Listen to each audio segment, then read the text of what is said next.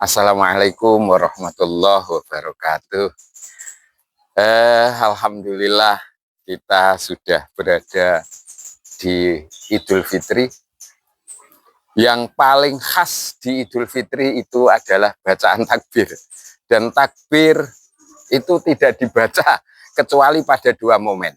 Satu Idul Fitri, nomor dua Idul Adha. Keduanya mempunyai prosedur masing-masing. Kita tidak bisa bahagia karena takbir itu terus takbir sakarepe dhewe gitu, enggak boleh. Takbir itu kalau Idul Fitri dalam kitab-kitab fikih disebut dengan takbir mursal. Takbir mursal itu artinya kita takbir mulai ghurubus syamsi atau setelah matahari terbit, takbir dimanapun. Di musola, di jalan, kalau sampai dalam kitab itu fil aswak di pasar. Kalau misalkan ada pasar malam gitu, kita takbiran di pasar. Tapi ya susah takbiran di pasar itu. Takbir dimanapun tempatnya. Selesainya takbir itu adalah ketika imam naik untuk menjalankan sholat. Ini disebut takbir mursal. Kalau Idul Adha itu takbirnya disebut takbir muqayyad. Maksudnya takbir muqayyad itu adalah takbir tersebut dilakukan pada malam Idul Adha dan dibaca pada setelah sholat fardu sampai hari terakhir tasyrik. Jadi kita bisa menyaksikan bersama di musola, di masjid setelah fardu, sholat fardu, biasanya imam itu membaca takbir, ya takbir yang lazim itu sampai hari terakhir sholat tasyrik. Itu namanya takbir muqayyad dan dikhususkan pada hari raya Idul Adha saja. Idul Fitri jangan, tidak ada tuntunannya, nanti disamakan, tidak boleh itu. Yang penting lagi mungkin semakin lama orang semakin lupa itu puasa Syawal. Gusti Allah itu memang tidak menyebutkan bahwa puasa Syawal dalam Al-Quran tidak ada dalilnya.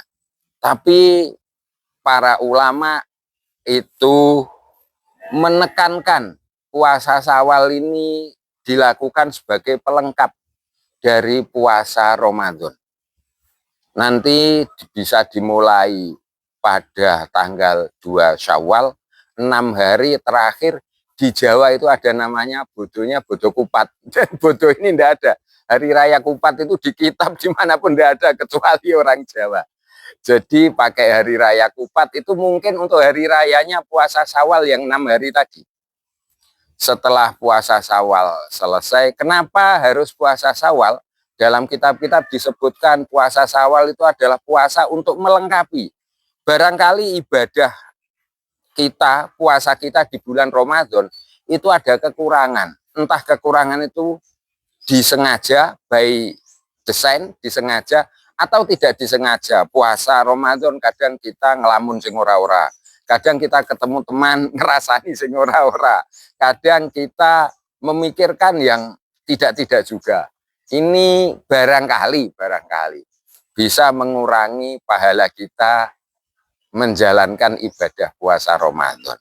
Sehingga puasa Syawal ini ditekankan supaya puasa Ramadan kita menjadi sempurna atau misalkan sangat sempurna.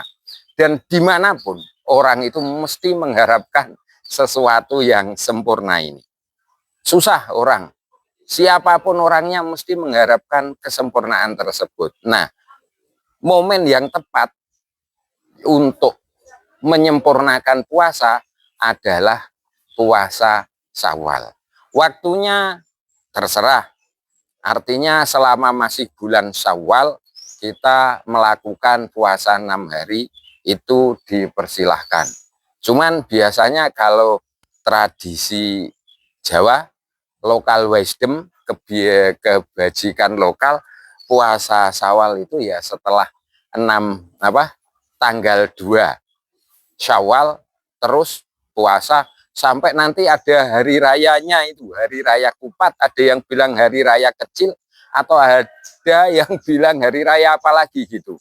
Dan biasanya juga membuat kupat, wong itu emang hari raya kecil. Nah, ini sangat-sangat apa ya? Sangat-sangat membudaya pada kakek nenek kita dahulu. Semoga malam hari raya kita selain membaca takbir, kita lanjutkan pula dengan puasa bulan Syawal tersebut.